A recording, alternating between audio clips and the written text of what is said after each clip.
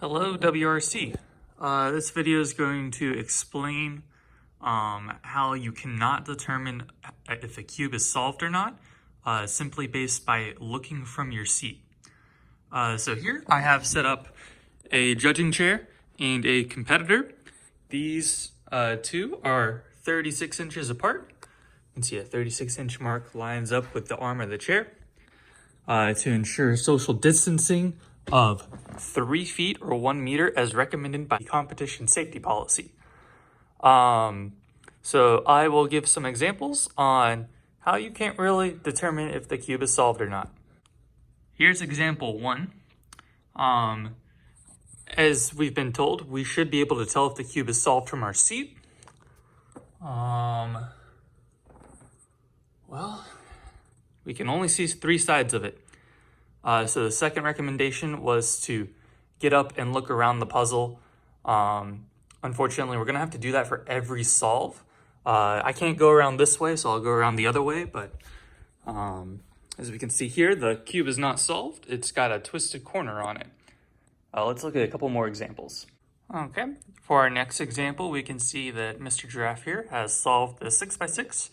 And now I'll apply the head swivel technique, where you can sit in your chair and you can swivel your head around to check if it's solved. And it looks pretty good. But once again, we can't actually see all sides of the puzzle. So we'd have to get up and go see that he didn't solve parity.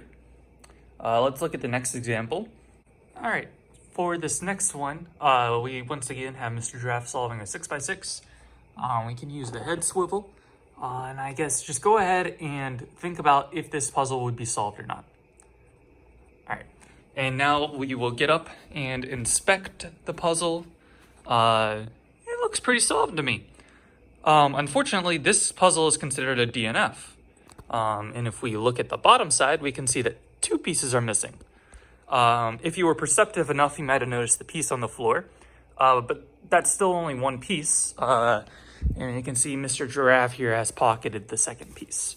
So once again, you have to pick up the puzzle in order to determine if it is solved. This event is multi-blind, and Mr. Giraffe has solved some cubes blindfolded. I don't really think I need to explain how you can't really determine whether these are solved or not, especially if it's an attempt like Graham Siggins attempting 50-something puzzles.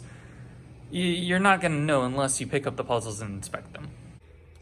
And then to go over one more possibility, if we really don't want the judge touching the puzzle, one option would be to use a pin instead, or some sanitary object that the judge only touches one end or something. I don't know, but you can just take it and go like this. Another option is, as long as there is no obvious +2 like so, or borderline case, excuse me, we can ask the competitor to rotate the puzzles themselves like this, very clearly, making sure they don't apply any moves. That's very risky in my opinion, but the judge would not touch the puzzle in that instance. Yeah,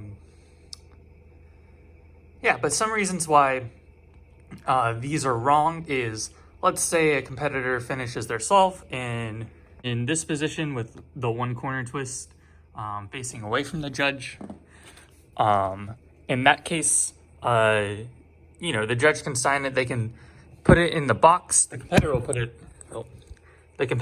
it in the box, so they're able to make that corner twist as they're putting it in the box. Or even worse, in the parity case, let's say that that's their last solve. Once the judge says okay, they can actually go ahead and scramble their puzzle if they wanted to, or just pocket it and nobody will ever know. But those are just some reasons of why the judge should inspect the puzzle.